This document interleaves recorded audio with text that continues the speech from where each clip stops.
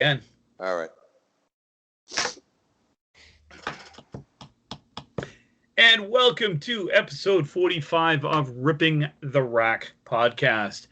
I am your tri-host. I keep saying tri-host. I don't know if that's a thing, but fuck it. We're making it a thing. We'll go with it. We're going with it. I'm your tri-host, Tim. With me today is one leg of the tri-host. That would be Maki. Maki, how you doing? What's up, dudes? Doing good. Brian, right. the other third leg. I like to think of us as like the Triforce in Zelda, and I'm the strength leg of us. I will go with that. Okay. I will go with that. Okay. So what does that make Maki? Well, there's knowledge and power are the other two, or knowledge and wisdom. Knowledge and wisdom. I'm going to go with knowledge for Marky because, Tim, you have the wisdom. And yes, that's a polite way to say you're older than us. I was going to say that's kind of the Tim, you're old type thing. No, you're seasoned and you have wisdom. Seasoned is such a better word. Such a better. I am definitely seasoned. And not Montreal seasoned. Yuck. No, not Montreal. Not Habs. Dirty Habs. Dirty Habs. Dirty stinking Habs. Although Montreal season's good on the steak, but that's it. I like it personally myself. I mean, the Habs will always and forever suck, but on my steak, Montreal season's not bad. I dig it. I can go with that. Yeah. Habs will always suck. Angela, you heard me. Forever. I heard it. And yes, you are getting ganged up by three guys. So put it in a nice way. But we're doing it in a nice way. Oh God, this is off the rails already. Moving on. Moving on up. So last week we talked a little bit about young bowlers, young up and coming bowlers. The ladies, and we didn't know. Yeah, and we didn't know who Carla was. We were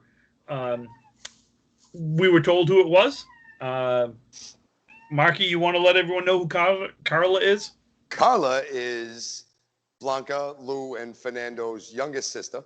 I was bowling in Friday Night Pro League. Kitty! I was bowling in the Friday Night Pro League up at Lita with all the boys, and Lou bowls in that league. Lou Ganciano, what's up, Lou? And he laughed his ass off at me that I didn't know who Carla was. He came up and gave me a good deal of crap about that for a while. I deserved every bit of it. But I had just never met Carla before. And I still haven't. But confirmed, she is one of the Ganciano siblings. So good for her for jumping out into the world and trying to throw her name out there and getting picked up for tournaments and doing things. Good for her. Absolutely. So, Brian, what's new with you, buddy? Oh, not much. Not much really. Just doing the podcast, doing the shows. That's Kitty Tail right there. Kitty Tail all over the place. Our podcasting producing cat. That's Luna. Yeah. Starting potty training with the boy this Thursday. So. Oh, I thought you meant you. I was going to be. I'm so proud of you. Well, they're going to do it together. They're doing it together. That's right. It's a together thing. It's a father-son thing.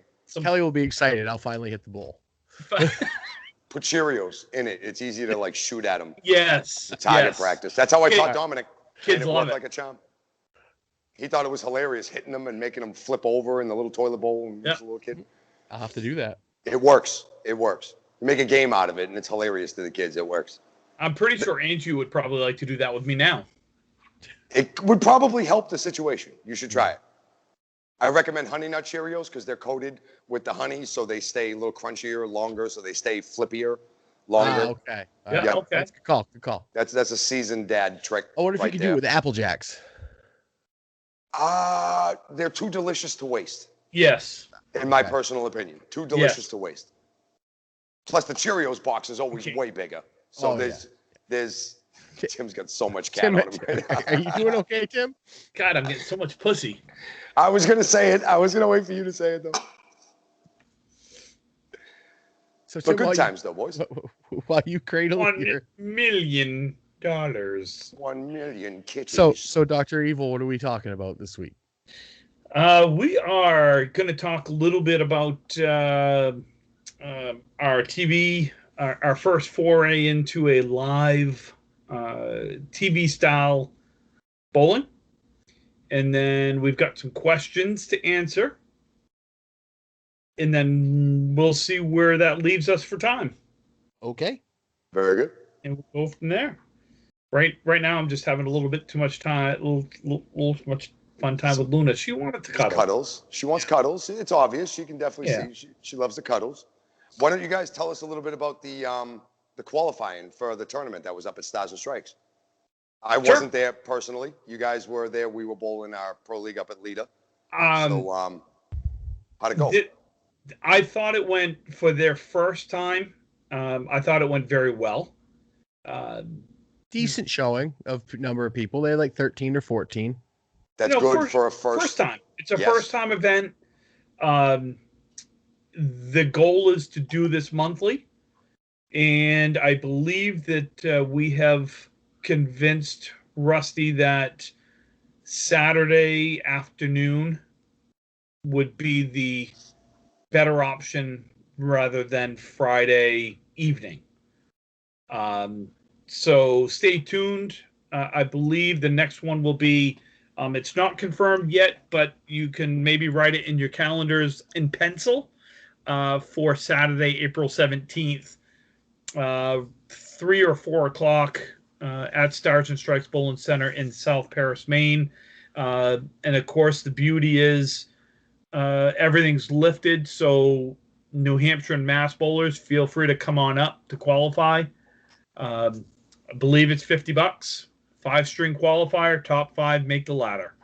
The ladder will be live streamed, will be announced by Ripping the Rack podcast. Maki, you're welcome to join us, or you can bowl either one. If it's on a Saturday, I will absolutely be there. I would definitely plan on bowling if I was there, but if I do not make the cut, I will be there announcing with you guys. Perfect. Maybe we can get some in the well interviews with the fellas or the ladies, like right before we start. We can do that. So we kind of did things on the fly, like it was, and it's too bad because one thing we did learn is we tested the equipment on my Facebook page. However, I logged out and we had to log in as Stars and Strikes so they could go live on theirs, and my settings don't carry over. No. So we did the whole intro, which Brian did a fantastic job with the intro.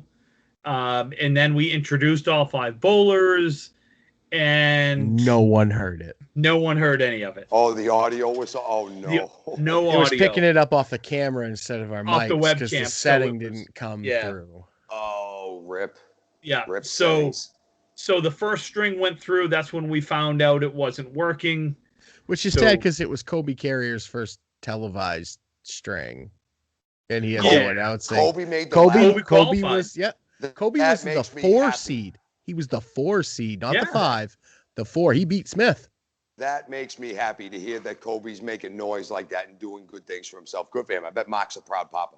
I would hope so. He and Mark qualified together, and we'll get to the qualifying, but he and Mark qualified in the same ladder. That is awesome. So we had we stopped it for a sec. We figured out the issue. We fixed it, and we got back in with the 4. So that was the 5-4, the 4-3 match that we kind of went back into it. We did do some interviews at the end. We did interview Mark and Chris at the end. Actually, we interviewed them before. We did it before and after the championship match. Yeah, did a quick one, and that was done on the fly. They were finishing up the string before, and I looked at Brian and said, "Let's interview." Mm-hmm. Brian, all right.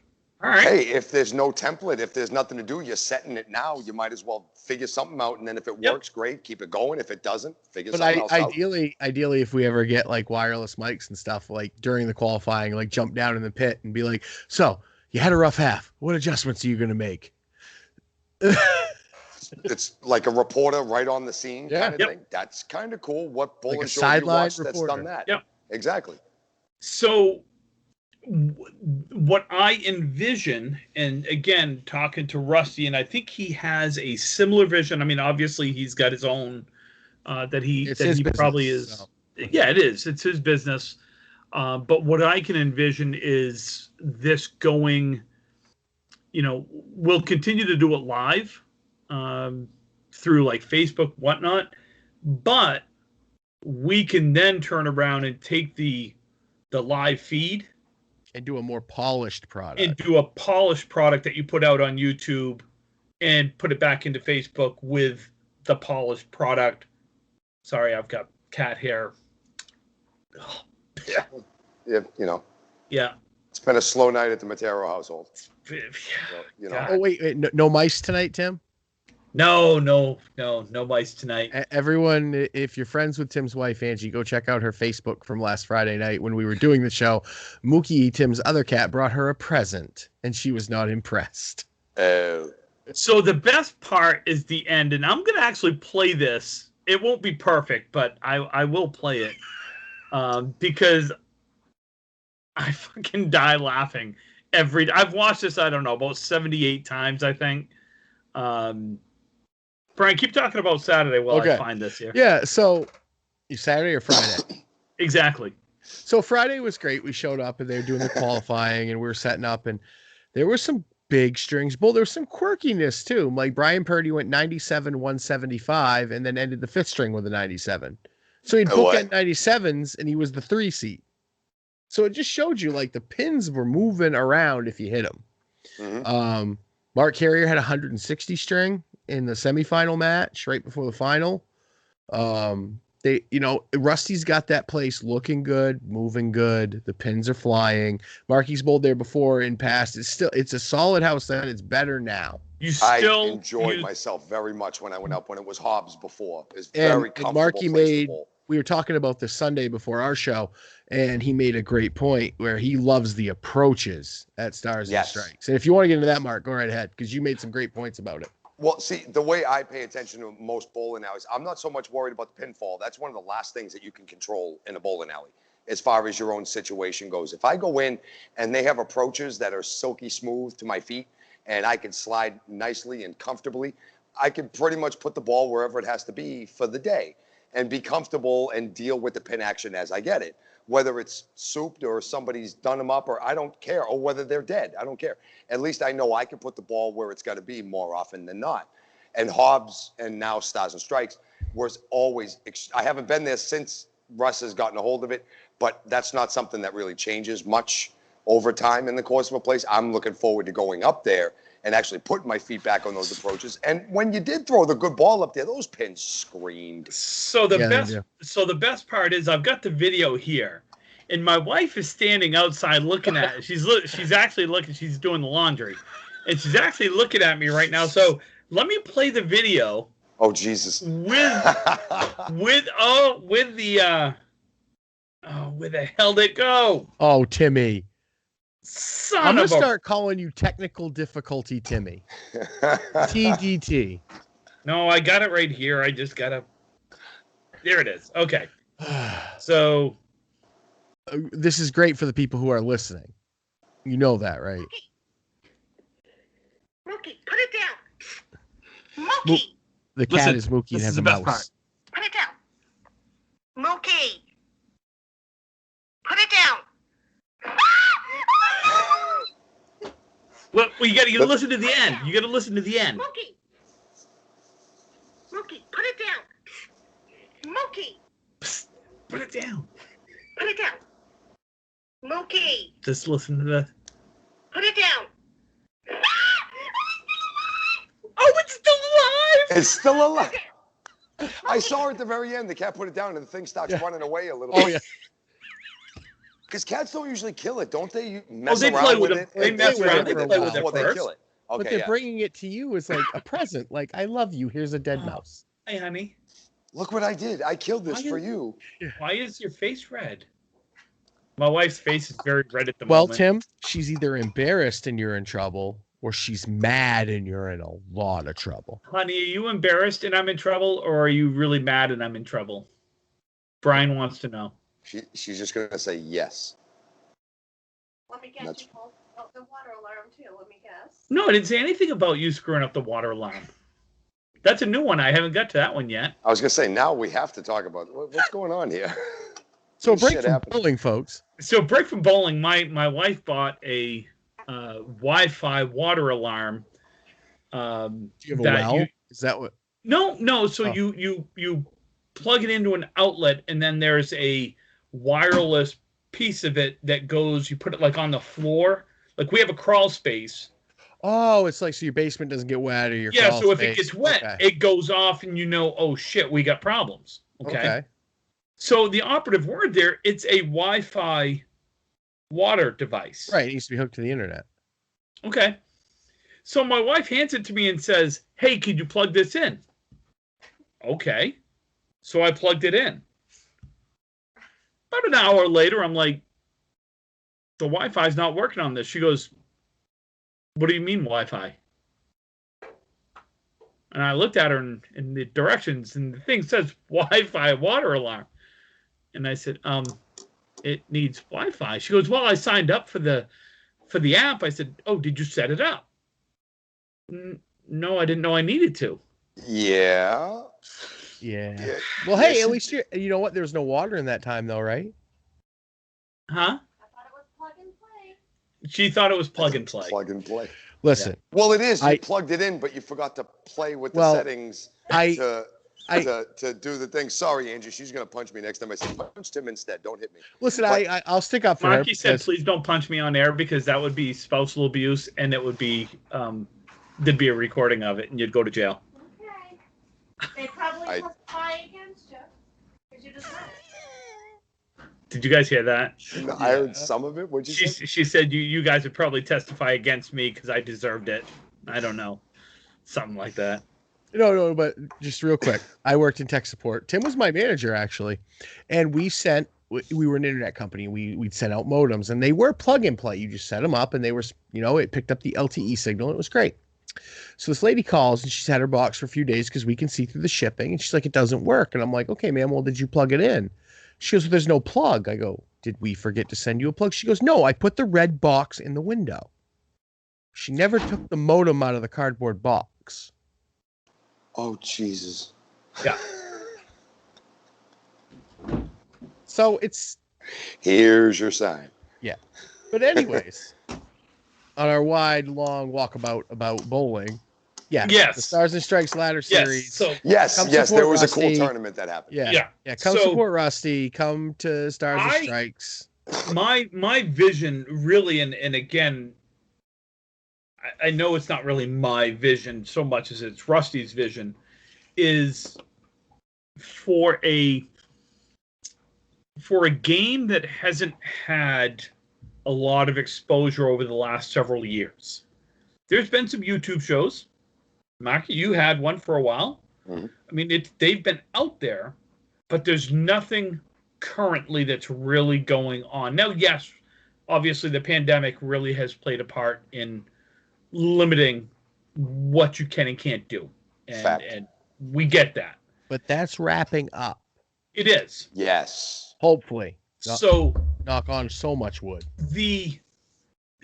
the ability to, and the technology to be able to do something live, and then we can turn around and take that live feed like the next day and turn around and edit it and polish it and then submit it, put it back on YouTube, Candlepin Chat, things like that.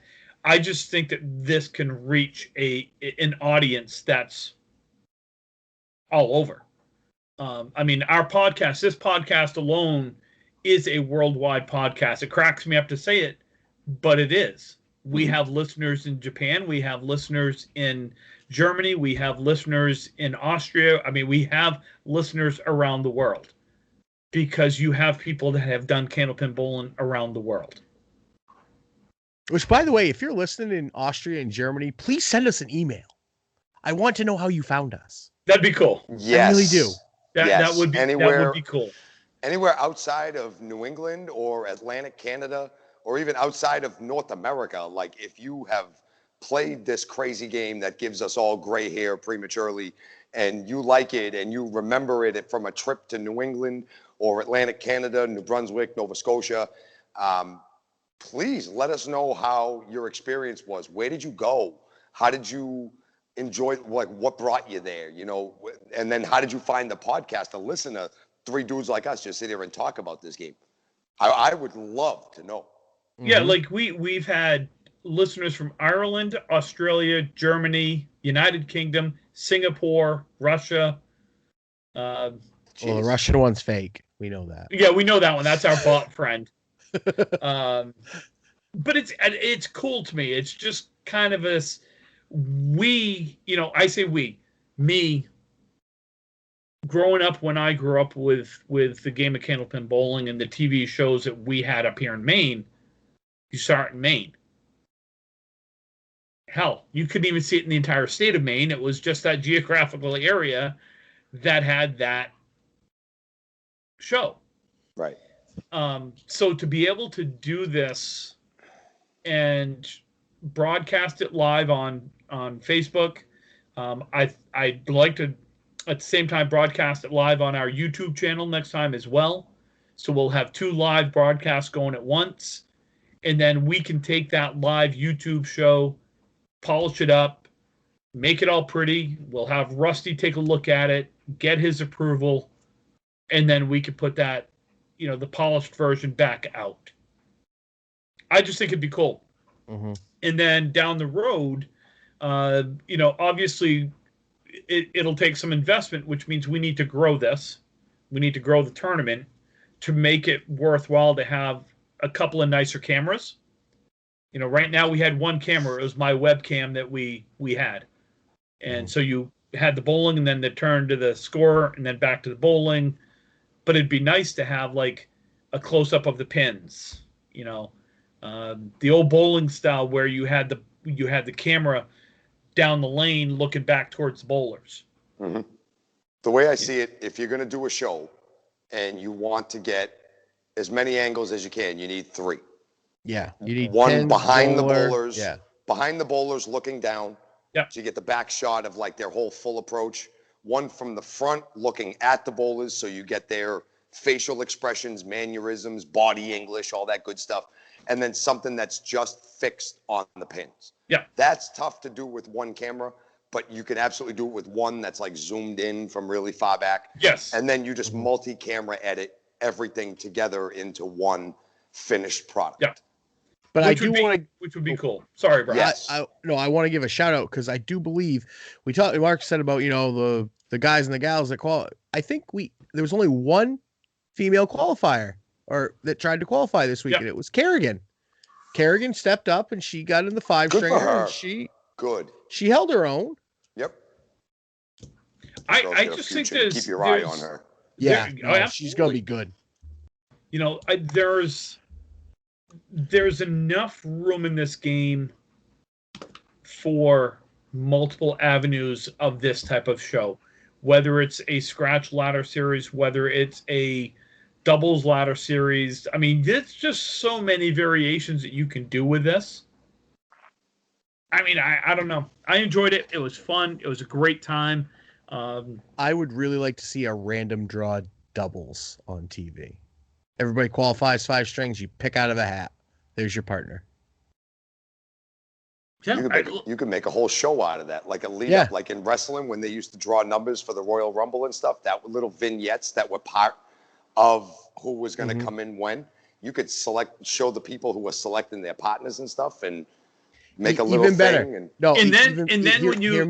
And then when you get the facial expressions of, oh, sweet, nice, I got Maki. Where? Sweet. Or, oh shit, I gotta fucking carry Brian.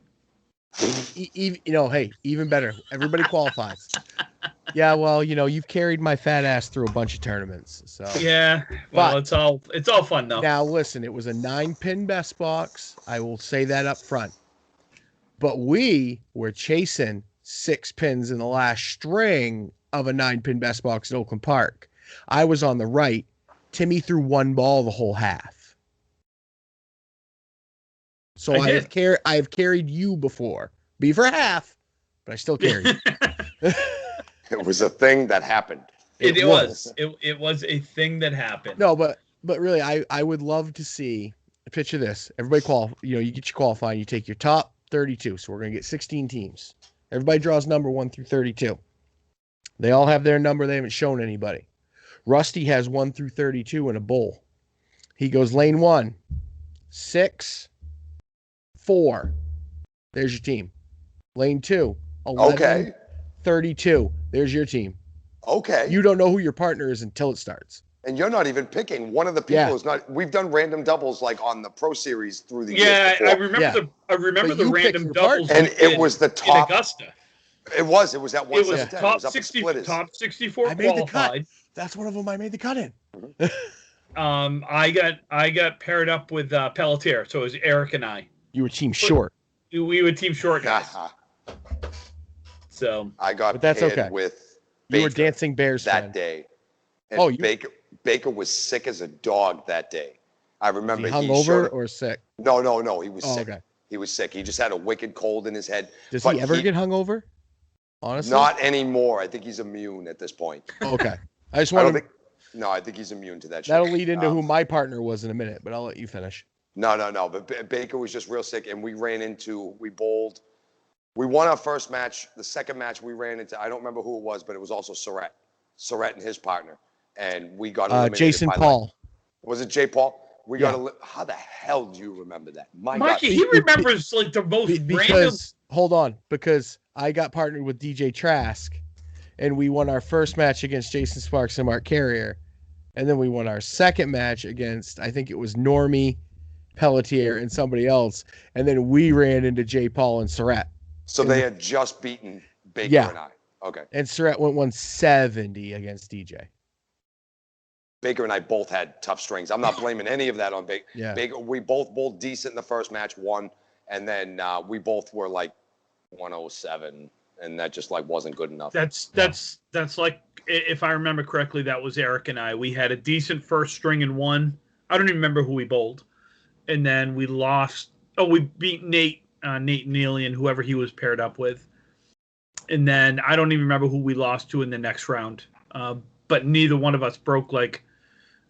I think I was like 112 to 14, somewhere in that range, and Pelletier was 108 to 110. I mean, nothing. Like, we both struggled on the same exact string at the same exact time. Mhm. And then the reason I asked, the whole coming back thing is, because Baker is immune possibly to hangover. DJ is fucking definitely immune to hangovers. Yes, he is. So, long story short, people, write it in your calendar. Saturday, April 17th. Let's say 3 p.m. Stars and Strikes in South Paris. Or $50. Facebook us or Rusty Yeah. at Stars and Strikes or somebody, and we'll get you the information. Put it in pencil for right now. Right meow. Put it in pencil. Right meow. Right meow.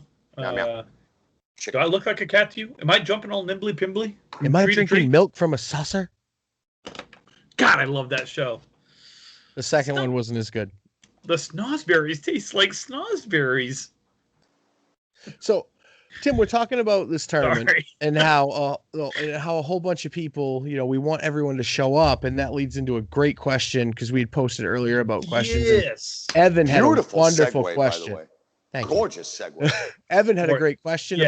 about, post-pandemic, and Tim, you can read it verbatim if you want, but post-pandemic, is bowling starting to have a resurgence? Is it going to come back like it was when Marky and I were kids? Where So I don't know about him, but every Saturday I loved to go to the bowling alley with my dad and the bowling alleys back then had a certain smell. And when Yes. I smell it now, it was called smoke. it was, but It was smoke and maple together. even It's Kat together. said, I know exactly when my what wife you're and I saying. first got together, because she didn't bowl, she hadn't even really been in a bowling alley other than a couple times at Pins and Q's in Millinocket, where she's from. But I would come in after a league and she'd be like, "You smell like bowling alley." And honestly, I wish I could bottle that because it's my childhood. So the question that Evan Riva said, "Do you feel as though Former bowling?" Maine bowler. Who? Former Maine bowler. Yes, yes, former Maine bowler. Now is a dirty Massachusetts. I didn't Hey, say it. I was easy. good. I was so What, close. masshole? You can I call it. was. That's what we are. We are I know, massholes. but I'm Yes, trying we to are. be a. I'm trying to be a warmer, fuzzier Tim. Yeah. Dude, it's down here. It's a term of endearment because we live it. It's Oh, a term so- of endearment. You call somebody down here a masshole, it's like, thank you. Oh, well, Thank you. That's cool. That's So, fine. do you feel as though bowling is making a comeback after people might quote respect the game more after the pandemic has affected us all? Can it possibly get back to what it was back in the 80s and 90s? Brian, you're up. I like to be a wishful thinker, and I've always been told that I was born in the wrong era of candlepin bowling, because honestly, before I got married, because once you get married and have kids, it changes. Your time changes. But Fact. before that happened, I would have bowled 4 nights a week, 5 every weekend. I couldn't get enough of it. And I still can't. I just don't have as enough time as I did. So I truthfully hope it's going to happen. I want the era back of there's a marathon every month, every house, since they're 5 best guys, and you just go, or girls. I don't care at this point. I want everybody to get on a lane and bowl. I want the heyday of candlepin bowling back. And I hope that this pandemic has done stuff, not to the older guys, but and I don't even mean old guys, like Timmy's age, those guys that may have fallen out of tournament bowling because they've done everything and it's just bowling, it's every week. Now it's not. And I hope those guys come back and they're like, let's get tournaments going again. Let's do this. Let's get a big TV show again. I think that, you always look, I'm a history guy. So things revolve, like fashion, music, video games, things of revolve, and I hope candlepin bowling is coming back to be cool, and I guess you could say niche for the new Gen Zers or whatever they're called now. But I really hope it's coming back. I think it has a lot of stuff to teach young kids about etiquette and manners and being a good sport. And let's face it, why don't kids like candlepin bowling? It's not easy. I hope that it can show them that things are worth working for and practicing. And I just really hope Evan's right in saying that it does. And I don't know if that answered the question at all, but it's my heartfelt tribute to candlepin bowling. No, it does. Hoping that it could. And I'll say right now, just like having my place, since restrictions and things have eased and capacities and all that other good stuff, I've noticed an uptick in people coming into the lanes and hanging out and bowling it. But what I've also noticed is that 7 out of 10 customers are people I've never seen before. That's a good thing. Right. In the 9 years that I've been here, we established a pretty solid customer base of people that were coming in every week, groups, the older guys or the older ladies for ladies' night and all. And it was week after week, and that was the thing. But when everybody got sent home and everything changed, now it was easy to fall out of that because we had other priorities. I get it. But like we were talking earlier, restrictions are being eased, numbers are going down, which is very good. Vaccines are getting out there. People's peace of mind is easing, and that's what we need. But what I've noticed is that more people are looking for low-cost entertainment. They're looking for low-cost night out. You can't just go to the movies, go out for an $80 dinner, go to the movies with your wife. You can't go to the movies anymore. They're not That's open. what I'm saying. You need more than a place to just go drink or a place to sit down and eat dinner and you can't just close a nice fancy restaurant by sitting at a table for 3 hours. People want a place to go do something short money, because a lot of people are short money now. Even with stimulus checks, I don't care how much is in them, they're going to be spent quickly on people's basic needs, their bills, their cable, their car payment, their mortgage, all those good things that need to get taken care of. But then you're going to need low-cost entertainment. Mm-hmm. And I think that's, and here in New England, also Atlantic Canada, that's what Candlepin's going to provide. It's going to provide a back-to-basics move, I hope, a back-to-basics move for most people who are looking for something fun to do at night for like date night or, mom and dad date or night kids out. can do too. and then Saturday or Sunday afternoon with grandma, grandpa, or the whole family comes in to bowl for a little while. I do think what this pandemic is going to do, and now that all the lockdowns and stuff, it's going to provide people with a way to get back to basics. What was simple? What did we used to do for fun? Because we can't do this anymore. We can't go to Canopy Lake because that's still closed. We can't go to Water Country. You know, we're not going to be doing these things for a while. What can we do? Oh, wait, remember we used to go bowling all the time? And then they walk into a place and they find out that it's half as expensive. You could still spend the 2 hours there. You could still get your pizza. Mom and dad can still have their drinks. And you're exposing them back, re-exposing, maybe is the right word, back to a low-cost, niche, very niche, yes, but that's how it's going to start on the way back in. And then the word of mouth will get out to people. Hey, I went to this place and it was awesome. Bring your family. They got bumpers for the kids. Hey, I went to this place. They got good pizza. Bring your family over there. Hey, this is a perfect place for date night. We should double date over there one of these nights. I think that's what it's going to hit first. I don't think it's going to be the leagues. I don't think it's going to be the tournaments just yet. I think it's going to be the back to basics for the family and the individual to look for a place to go with a date or with a family and just bring in low-cost entertainment to people who just may not have a hell of a lot of money right now to go blow on something expensive. Do I think it'll create a resurgence for tournament and league bowlers? Down the line, a year or two from now, I sure as hell hope so. If enough people start getting back into their centers and realizing that some of them, the more they do it, the better they get. Maybe a few of them join leagues. They bring their buddies in. They join a league. They make a league bigger. They find out that there's state tournaments and stuff. And that's going to be up to house owners as well, proprietors, to advertise and market a little bit more. Because if there's ever a time to advertise and market your center, now's the time. Now that the restrictions are easing, now that people are looking for ways and things to go out and do, now's the time. Or maybe if not now, coming into the spring and into the summer, because we all know bowling now is pretty much dead in the summertime, except for like leagues and things, because it's just gorgeous. I don't want to go inside when it's 90 degrees. I want to go to the beach. I want to go out and walk around. I want to go play my Pokemon Go in the beautiful sunshine of a beautiful Saturday afternoon. But now is going to be the time for us to market and advertise, because now is going to be the time that people are going to be looking for stuff to do, especially where the winter's going to be ending. People want to get out of the house. We got to give them something to do. Low cost, high value. And a Candlepin Bowling afternoon does that. So, and just real quick, that's why the TV show that we're trying to do with Rusty is so important too. That's getting bowling out there. You know, you figure maybe not any of our friends per se, but maybe somebody's perusing it and their kid sees it. Dad, what's that? Right. Oh, that's something my buddies do. That looks fun. Can we go do that? Look at how much fun they're having. It's on TV. It's on Facebook. I want to be on Facebook. Yeah. So the first thing I'm going to say is, I don't know why, but when Brian got done answering that question, he was like, I don't really know if I answered the question or not.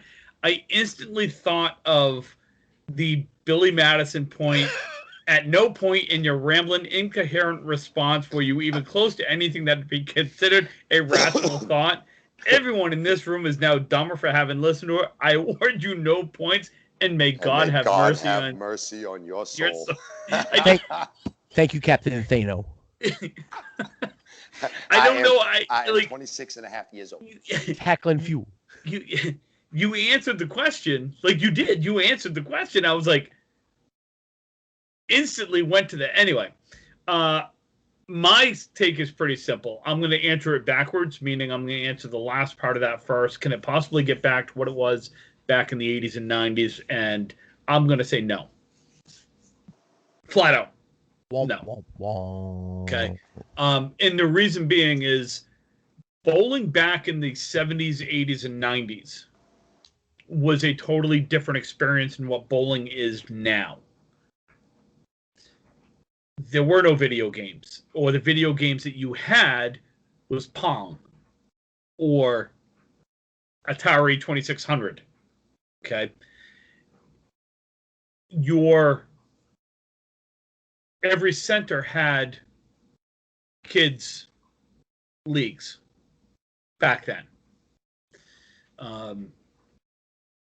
Your bowling was a night out. It can get back to that. I'm talking more tournament style. you had 200 bowlers in the Mass Pro Tour back then. My first year in the Maine Candlepin Pro Tour, which was just Maine bowlers, there were around 100 bowlers in Maine bowling a Pro Tour stop.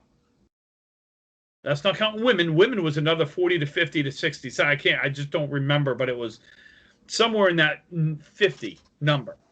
Very similar proportions on the WCBC tour back Very in the day, similar. too. Proportions were Very very similar. I think the women in the WCBC back then had somewhere in the 80 to 100 range. Yep. Women. Okay. The money back then, there was more of it. Meaning, if I won a tournament, for example, my first Pro Tour win, I think I made $800, which for a 22, 23-year-old from Maine making $5 an hour, $5 to $8 an hour, and you're going to pay me $750 to bowl. I mean, granted, against the best, but if yes. you can go beat them, and absolutely, thank you. You can make a month and a half salary.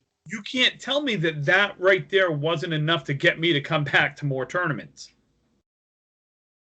So I say no, can it get back to what it was in the 80s and 90s? Because you're never going to see it like that, unfortunately. You're not.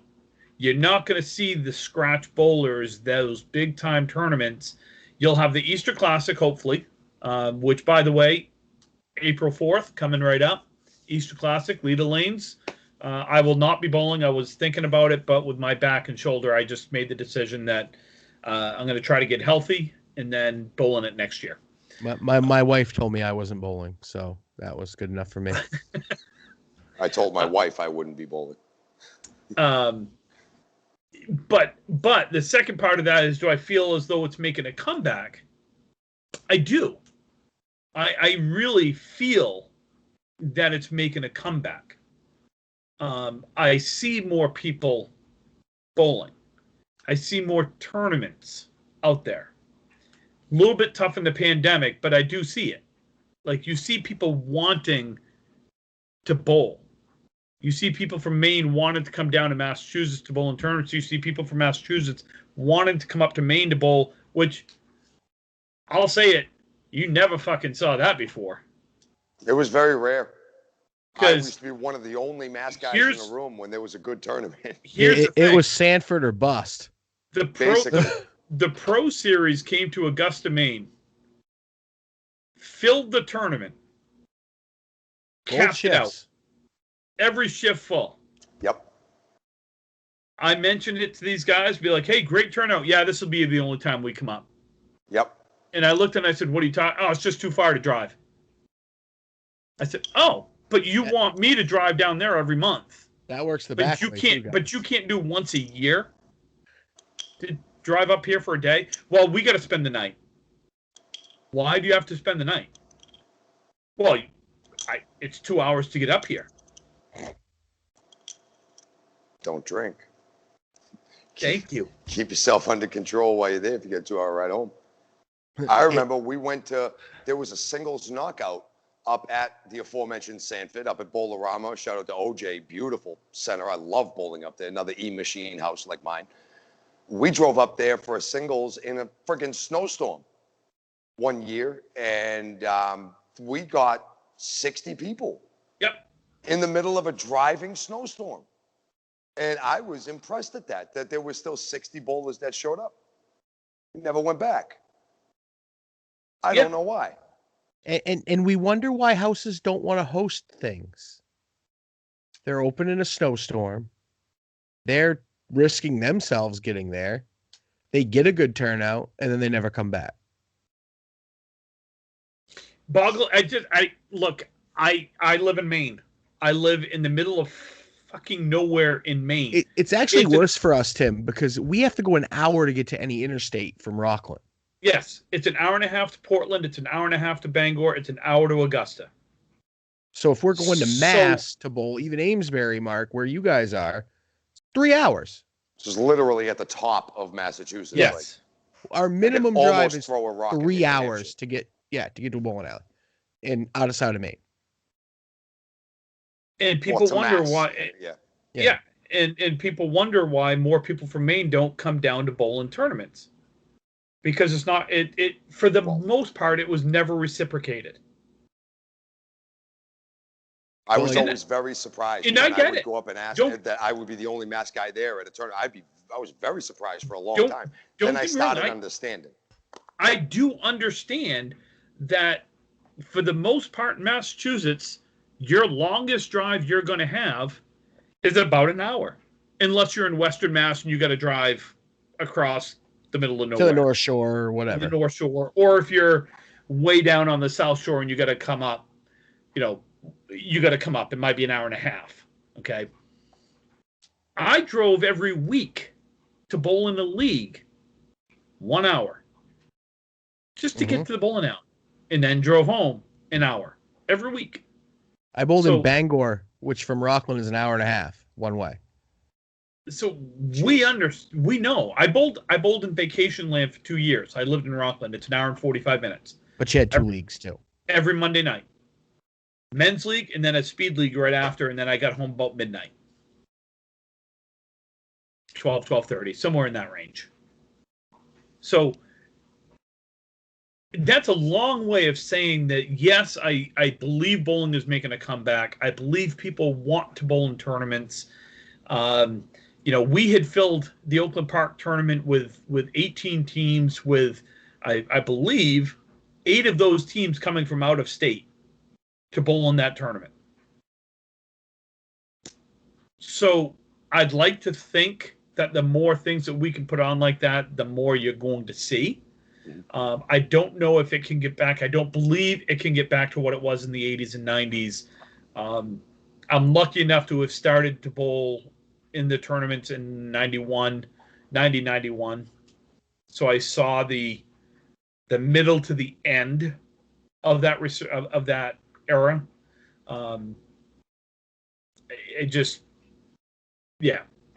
I don't know if we can get down there. I would like to think, people respect the game more and miss it. I will tell you that I don't necessarily miss the game as much as I miss the people. I think the reason you don't miss the game is, and we've seen it in the worlds year after year after year for the last 5 or 6 years, pinfall's down across the board. Yes. It doesn't matter where you bowl. We've had worlds in fast houses. We've had them in moderate houses. We've had them in hard as hell houses, which is what Academy has been on occasion for a couple days during that week. Hard as hell. But pinfall is down across the board, and it boggles my mind to try and figure out why. Why can't Jeff Surratt go and average 130 in Moncton? It's a fast house, right?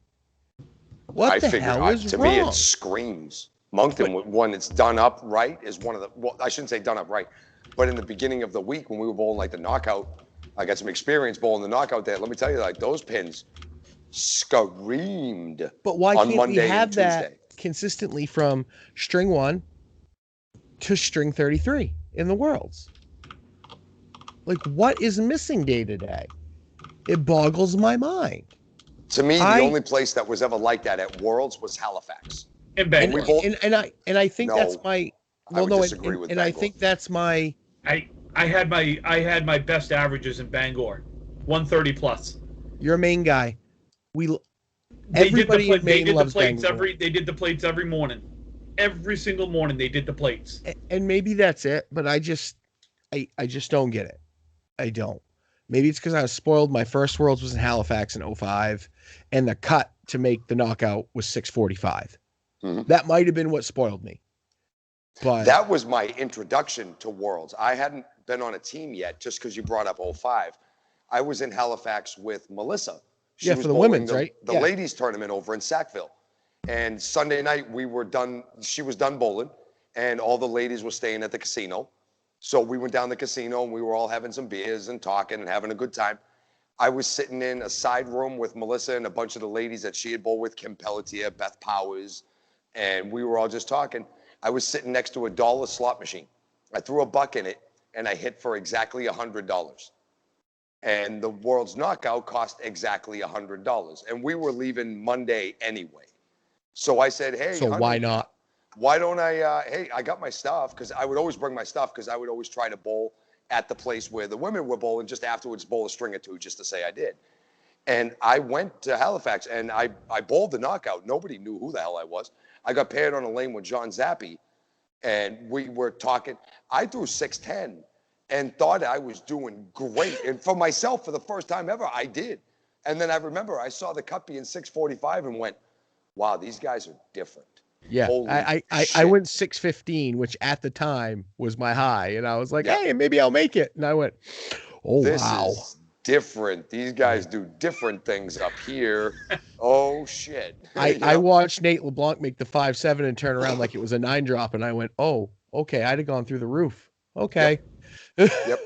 So I was my first year, I went 667 and qualified 31st. Was that your high 5 at the time? No, 670 was my high 5.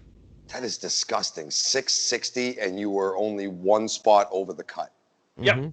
That is Yeah, insane. that was my first. That was Who my did first you have year. the joy of bowling in the first round that went 720 something? You know, honestly, I don't remember who I bowled. The only one I remember, I bowled Gary Winton back at I think the second round.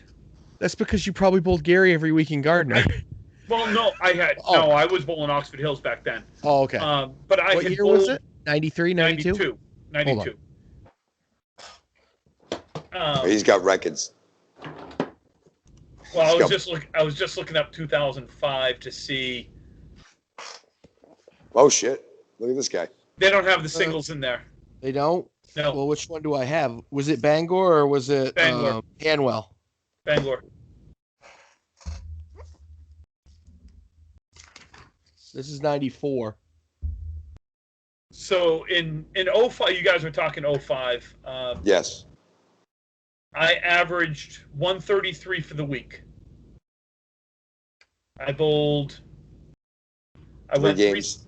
No, I missed 3, 6. The 94 singles is in here, the whole bracket. That's 94. Oh, okay. You were saying 92? Would you say 92. 92 too? Yeah. 92. I bowled Jeff Atkins in the semifinals, and I lost because I threw a double in the 4th and 5th and got all pumped, and I cut him off.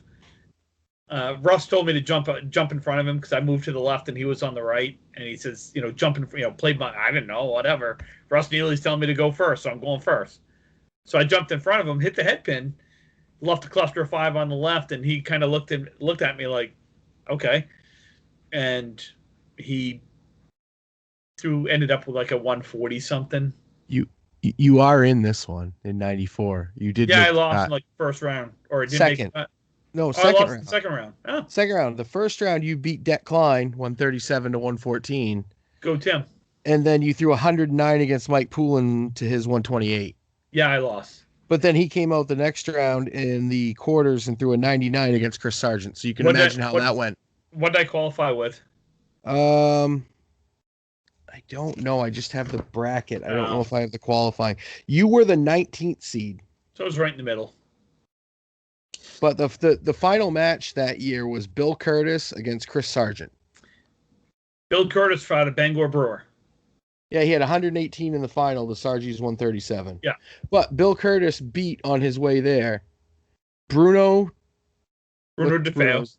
DeFeo. DeFeo. DeFeo. Yeah. East Yeah, and then Boston he beat guy. Jim Flynn.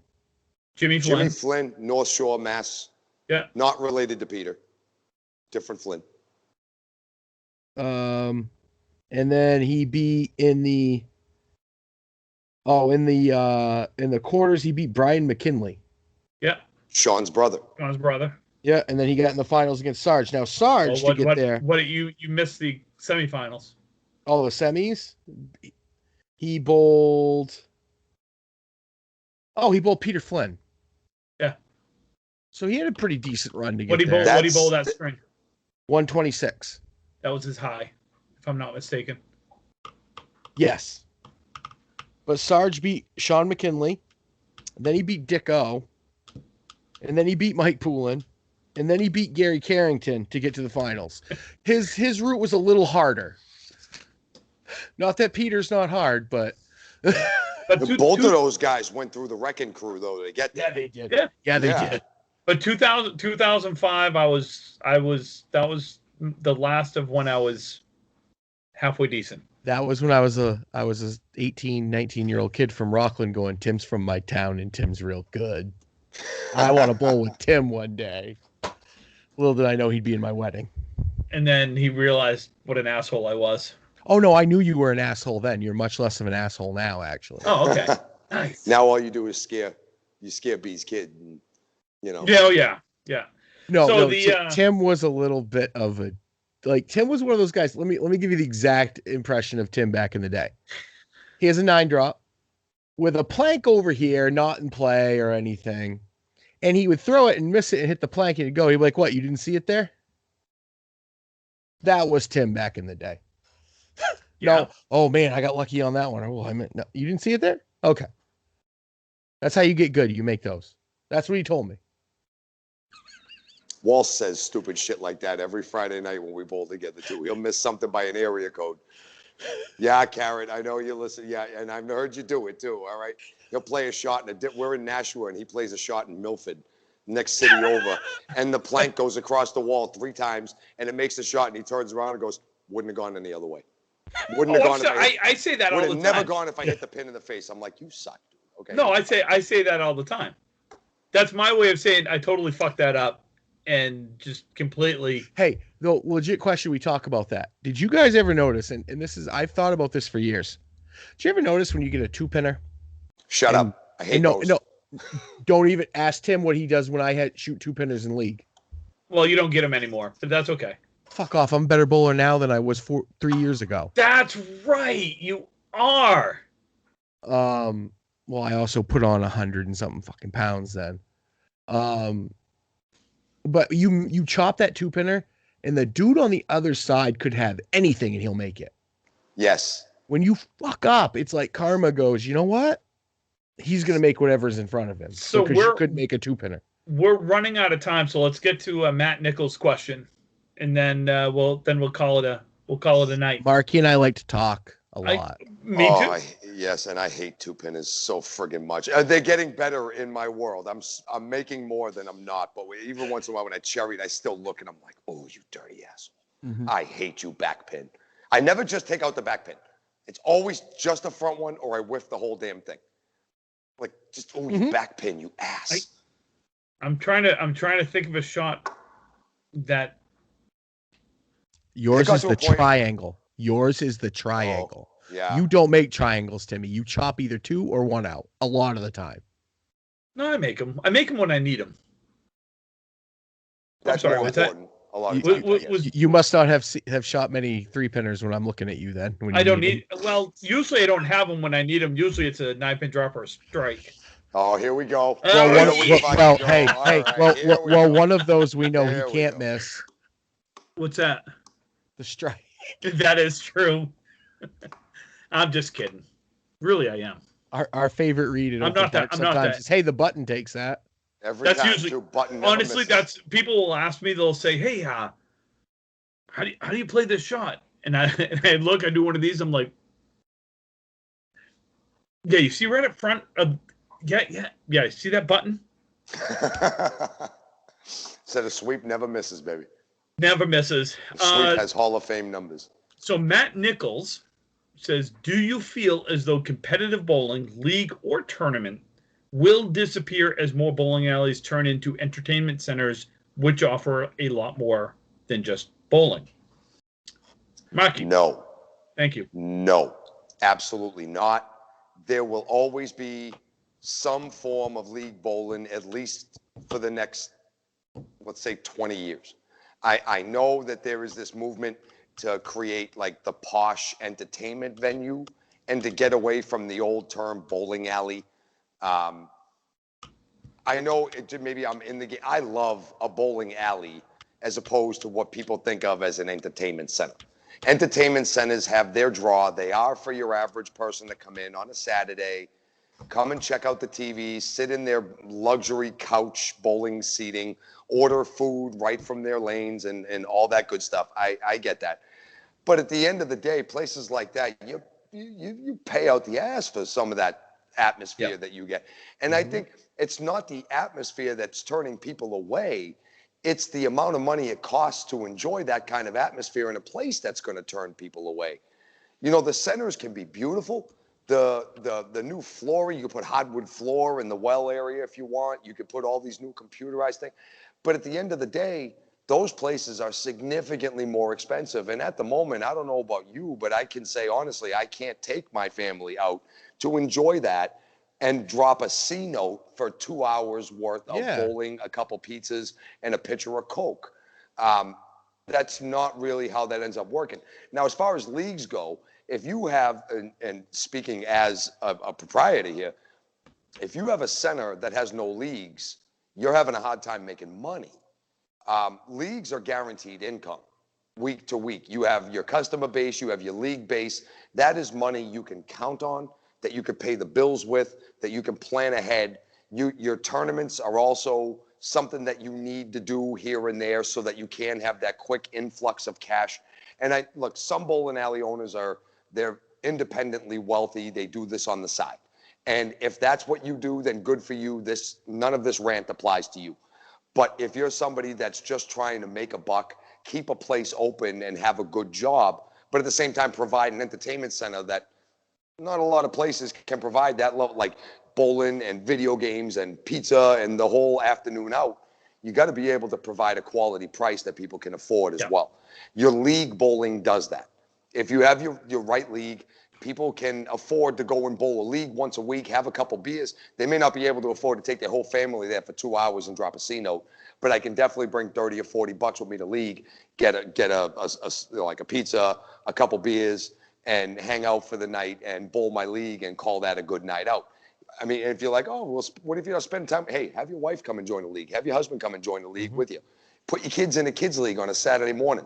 Let them learn a little bit of structure and a little bit of discipline, a little bit of focus. Because bowling, like you were saying earlier, B, that can definitely teach a kid. It did me growing up. A little bit of mental fortitude, a little bit of discipline, a little bit of, hey, you ain't always going to win. You got to learn how to lose before you can ever win. Mhm. You can learn all that stuff from a Saturday morning kids league with the right instruction. Now, if you just drop your kids off and leave, I'm not talking to you. I'm talking to the people that would want to encourage it. But as the owner, your job, you have to make sure money's coming in the door. And if that means that you have to start leagues, that means you have to change leagues, that means you have to run a house tournament every month to make your place successful, and you're not doing that, you're not going to be open too much longer. So do leagues and tournaments go away? No. I don't think that a business could survive without them for a while, unless there's a revolutionary change to the game and something completely different comes along in 20 years, which probably not. I don't see how a place can survive without even their league base. You can't make a living off of open bowling. It's too unpredictable. The financial aspect of it, Yeah. you know. What about you, Bry? This is an easy question, easy answer for me. It's no, and it's just personal for me. Bowling is part of my life. I can't think of myself without thinking I bowl one night a week at least. That's just me. I'm going to be at a bowling alley bowling a league one night a week. And I don't care where it is, and I don't care if it's a fun league or a money league or a pro league. I just know I want to be at a bowling alley one night a week. Kelly made a great comment to me once, and she goes, "It's your church." And I go, "What do you mean?" She goes, "Some people go to church on Sundays to have a community and people they get along with and to spend time with other like-minded people like them." And she goes, "Bowling is your church." It's a really good analogy. Yeah, and Actually. it is. I can't think of myself without either bowling in a tournament or a league. Like, I don't think I could just be like, "Oh, the bowling alley's open. I'll go bowl a few games, a couple times a month." No. So, no, bowling, as far as I'm concerned, it's not going away because I know there are people out there like me that want to bowl heads up and I, mute it or whatever, but lack of a better term, have a dick measuring contest in a bowling tournament. It's what a tournament Like, is. It's yeah. our skills versus your skills, and let's see who's better. I'm too competitive to not want to bowl in a tournament or a league. So, no, I hope and I pray and I think they won't go away. I mean, you guys answered it for me, so I don't really need to answer that question. I don't believe. I believe that there will always be league.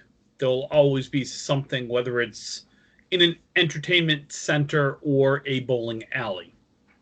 There will always be something because, again, these entertainment centers need guaranteed income. It's a fact. If you have a business, you need that guaranteed level of money. Kingswood is a prime example of a place that has gone more entertainment center, but it still has right now 24 lanes. I think they're talking about taking a couple out, but it still has 24. They still have leagues. Well, they will once COVID allows Canada to bowl. It's arguably one of the best places to have the Worlds in Canada because of the room and the seating. It's hard. It's cool they have bleachers. It's the best. To me, it is the premier place to have the Canada Bowling World Championships. It's close, the biggest center closest to the border, and it is. And with the new hotel, the hotel's attached to the bowling alley. It's right. So we there. literally, we just walk downstairs to bowl. There's so much to do for the kids. Are you listening, Kingswood? Right there. We want the Worlds, please. It is one of my favorite places ever since we started going up there for that Weekend Warrior Dave Stewart tournament that they had. Mm-hmm. It's been one of my favorite centers, America or Canada. I love that place. And the remodel, and they got good pins now. But they're all the same height. With that, in my mind, it is the premier facility to host the Worlds. To say nothing about anybody else, it's right in the middle, and it is the most beautiful. It's the most amenity offering place that could have it. I only wish it had a casino nearby. That's why I like Moncton. You've got the casino. You've got some good food. You know there are restaurants other than casinos at the Worlds, right? You don't have to go eat at a casino. You know that, right? I go to the Keg. But you're talking about how you're like, oh, there's a casino there and there's good food there. Look, you don't have to have a casino to have good food. Is there no casino? There's no casino in Fredericton. Moncton is the closest casino to Fredericton. Is it really? Yeah. And then I think there's no casino till Halifax. From Moncton, correct. Yeah. So, long story short, no, I don't see them disappearing. I don't. There's a lot of bingo lodges near Kingswood Lanes. I'm Googling it right now. We can go sit and play some bingo with the old ladies and listen to some old school By the way, Canadian you never accent. yell bingo unless you actually have bingo. Never. They will kill you. They get so mad. I used to go with my nana. You've never seen it. You've never seen an angry Canadian until you yell bingo at a bingo place and you don't have it. They will kill you. They Those play old bingo ladies are on the brutal. radio. Like some of Kelly's family lives on Campbello Island, which is technically part of New Brunswick, off of Lubec, and they play like radio bingo. Like Canadians are serious about bingo. It's a bingo. It is. So anyway, I wish I had the wah wah wah. I miss Canada. The moment I miss Canada. I miss you guys up there. Hopefully they let us dirty Americans in here. I miss my Dairy Queen. When I going up there, I don't get McDonald's or Burger King. I go to the Dairy Queen that's literally halfway between the hotel and the bowling alley in Moncton. Flamethrower burger. Oh, yes. There's something about DQ poutine. I know it's fast food poutine, but there's just something about DQ poutine. There's something about A&W up there. A&W. Jungle Gyms. Love it. Jungle Gyms. Got a fast, funny story. The Keg. One year I was bowling on the Academy Lanes team. We had Norm Pelletier on the team with us. And at Jungle Gyms, they have a 22-ounce beer that they call the Normie. And we were sitting down drinking Normies all night long. And me and Norman, we were all hammered. And they had one of those like neon light up signs that said home of the Normie, and Normie's underneath the picture holding the glass like hammered, like, yeah. So it's the home of the Normie, baby, going up there. God, I miss it. They have a burger called the Headhunter that they say can't be eaten, and I've eaten it twice, and Evan Riva ate it faster than I did. Did you ever try the kitchen sink? They have the appetizer. Yes, that was my appetizer to the Headhunter. You are I'm not kidding. Champion. How the hell did you eat that, man? It was there is a you know what though, I will say this, there's a picture of Brian holding up his empty plate and his face is about 342 pounds heavier than it is now, and you could tell he's definitely worked don't hard. like that anymore. Yeah. So anyway, Good stuff, boys. we're way over, which is okay because it's bowling and we're talking. This is what we do. Mhm. But some of us have to get up in the morning That's my and go to son. work. I hope we all get up in the morning. Well, Right. no, I used to like it when I could get up in the afternoon. That's what I kind of do most mornings. I wake up and I try to make sure I get my daughter off to the school bus. I come back home and Melissa comes in and wakes me up with coffee at like noon. It's kind of glorious. I'm not going to lie. I like these days. My boss wakes up. Well, now with the time change, he wakes up about 5:30. So Oof. I'm drinking coffee and watching Mickey Mouse at 6. Well, on that note, folks, as Put him in a playpen and usual, take a nap. Oh no, please he real send quick, your Tim, no. he grabs send me, your- pushes me down on me- the couch and goes, Dada, down. And then he sits on my hip while I lay down and he watches Mickey. That's cool. He sits on me to watch Mickey. My kid can't do that anymore. He could, but he'd probably crush you because he's bigger and taller than you. He is. I'm the short guy. Anywho, But you're the cool Tim. guy. Tim's And- tie-tie.